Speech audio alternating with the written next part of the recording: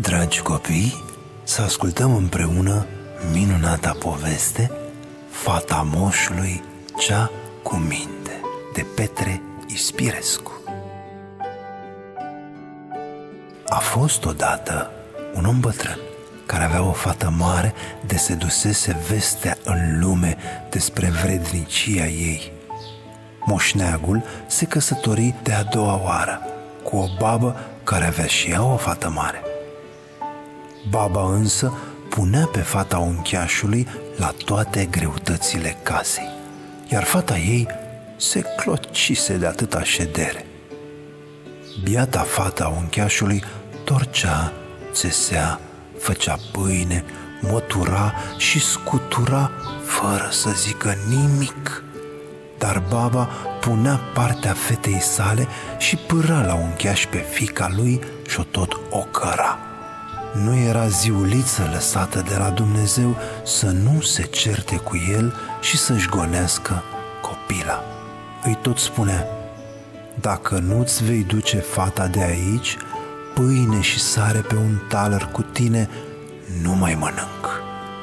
Bietul om se cam codea, dar baba într-o noapte turnă apă pe vatră și stinse focul ce-l învălise fata uncheașului de cu seară. A doua zi, dis de dimineață, se scoală fata să facă focul, fiindcă tot pe ea cădea păcatul. Dară foc nu mai găsi în vatră. Atunci, de frică să nu o ocărască mumăsa cea vitregă, se urcă pe bordei, se uită în toate părțile, doar va vedea încotro vreo zară de foc, ca să se ducă să ceară măcar un cărbune, dar nu se văzu nicăieri ceea ce căuta ea. Și tocmai când era să se dea jos, zări spre răsărit, abia licărind, o mititică vâlvătaie. Se coborî de pe acoperiș și o luă într-acolo. Se duse și la foc nu mai ajunse. Dar în drumul ei întâlni o grădină părăginită, care o strigă spunându-i: fată mare, fată mare, vino și-mi curăță pomii ce mi-au mai rămas de omizi și când te-o întoarce, ți-o da poame coapte să mănânci. Se apucă fata de lucru numai decât și cum i sprăvi, îndată plecă. Mai încolo dete peste un puț care îi strigă: fată mare, fată mare, vino de măsleiește, că ți-o da apă rece să te răcorești când te-o întoarce. Fata slei și puțul, apoi plecă înainte. Merse ce merse și dete peste un cuptor, care îi strigă și acesta la rândul lui: fată mare, fată mare, vino de mă lipește și mă șterge de cenușă și când te-o întoarce, îți voi da azimă caldă. Fata lipi și șterse cuptorul și apoi își căută de drum. Mai merse puțin și dăte peste o căscioară, pătu la poartă. Cine e acolo? Îi zise dinăuntru. Dacă e om bun să intre, dacă nu să nu vie, căci am o cățelușă cu dinți de fier și măsele de oțel și îl face mici fărâmi. Om bun, spuse fata. După ce intră, fiindu-i frică de mumăsa vitregă să nu o bată dacă nu se va întoarce acasă pentru că întârziase, întrebă dacă nu cumva are trebuință de o slujnică. Sfânta Vinerea, care locuia înăuntru și care primi pe fată, îi răspunse că are trebuință de o asemenea fată, așa că ea rămase acolo. Mai întâi îi spuse că treaba ce are să facă dimineață este să dea de mâncare puiilor ce avea în curte, însă mâncarea să fie nici caldă, nici rece, apoi să scuture și să deretice până casă. Iar Maica Sfânta Vinerea plecă la treabă. Fata a făcut tot precum îi poruncise. Când veni acasă, Sfânta Vineri întrebă de puii ei, care erau balauri, șerpi, nevăstuici, ciuhurezi, șopârle, năpârci și gușteri, cum le-a dat mâncare, și toți răspunseră că n-a fost băgat de seamă dacă a lipsit ea de acasă. Așa de bine au fost căutați. Intră în casă Sfânta Vineri și văzut toate lucrurile așezate la locul lor și rămase foarte mulțumită. După câtva timp zise fata: Maică Sfântă Vineri, mi s-a făcut dor de părinți, fă bine și dă-mi voie să mă duc. Du-te, fata mea, dar mai înainte caută-mi în cap și vezi că o să curgă o apă pe dinăuntrea casei și o să aducă fel de cutii, de tronuri și de lăzi, pe care din ele îți vei alege aceea să fie simbria ta. Se așezară și îndată văzu curgând apa de care îi spusese și pe dânsa veniră niște lăzi și tronuri prea frumoase. Fata se gândi că dacă va lua o ladă dintre acelea frumoase, slujba ei nu făcea atât. Și mai așteptă până văzu că venea o cutie mică și necioplită. Atunci spuse: Maică Sfântă Vineri, iată că mi-am ales un lucru pe cât face slujba mea.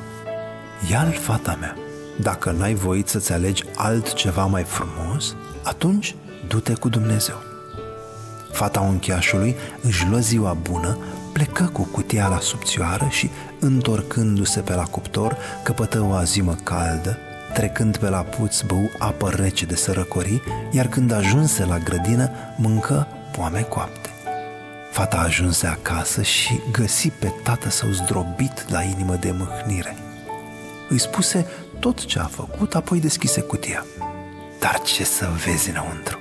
Mărgăritare, pietre nestemate, mărgele și toate cu fluturi de aur și catrențe de mătase. Baba și fiică-sa pismuiră pe fata moșului, iar lui îi creștea inima de bucurie. Baba trimise și ea pe fiică-sa să facă exact ce făcuse fata uncheașului. Se duse și fata babei și ajunse la grădina care o chemă și pe dânsa să o curețe. Dar ea spuse: Dar ce? Sunt nebună să-mi zgârii mâinile pe tine? O lăsă și porni mai departe. Ajunse la puț și, dacă o chemă puțul, ea îi răspunse și lui: Dar ce? Am mâncat laur ca să mă ostenesc eu cu tine până mă slăiesc?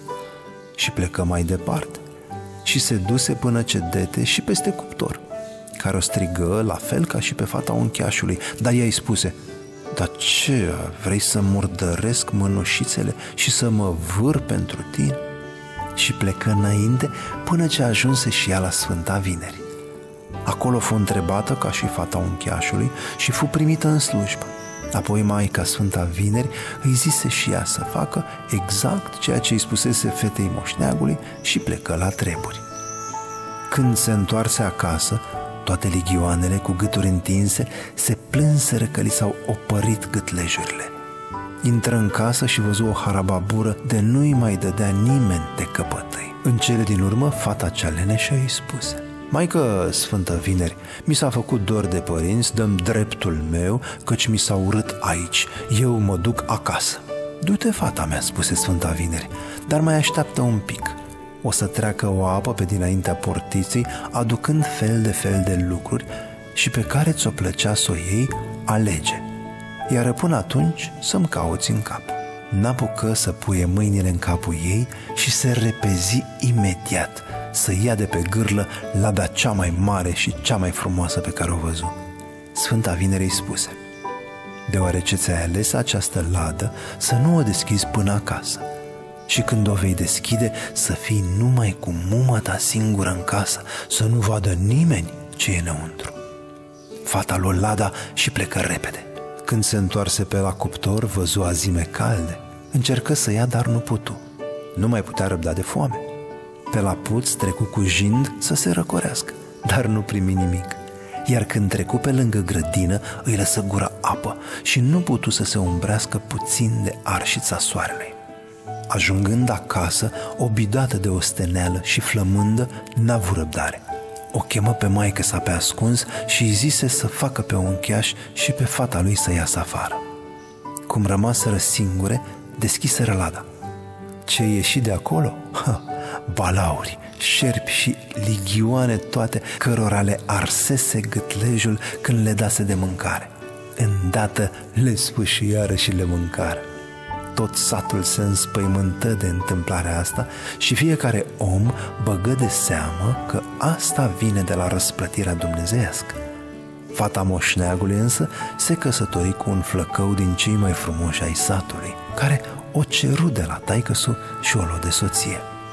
Mare veselie se făcu în sat la nunta lor și trăiesc în fericire până în ziua de azi. Cine nu crede să facă bine, să se uite împrejur și va vedea multe case din acest fel. Sfârșit! Ați ascultat Fata moșului cea cu minte de Petre Ispirescu.